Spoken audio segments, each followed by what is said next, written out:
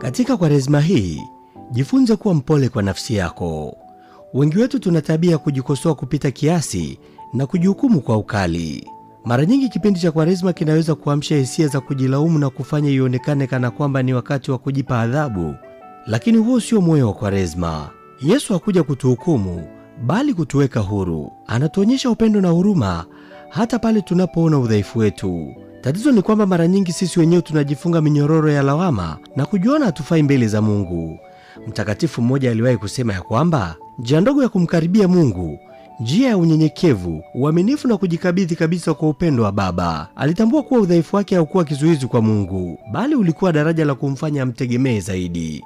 Kwa hiyo, unapokutana na udhaifu wako Kwaresma hii, usikate tamaa. Furahi kwa sababu unatambua jinsi unavyomhitaji Mungu. Udhaifu wako unakuwa nafasi ya neema ya Mungu kufanya kazi ndani yako. Sema kwa unyenyekevu, Baba, mimi mdogo na dhaifu na kuangukia tena. Tafadhali nishike mkono unipe nguvu.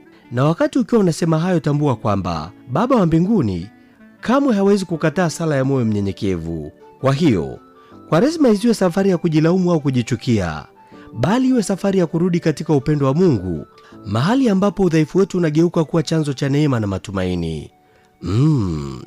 Naitwa Isaac Mwacha. Tafadhali usisite kututembelea kwenye mitandao yetu ya kijamii, Facebook, Instagram, YouTube, TikTok, pamoja na chaneli yetu ya WhatsApp kwa jina la Breeze Online TV. Mimi naitwa Isaac Mwacha. Nikutakia siku njema, tafakari njema, panapo majaliwa.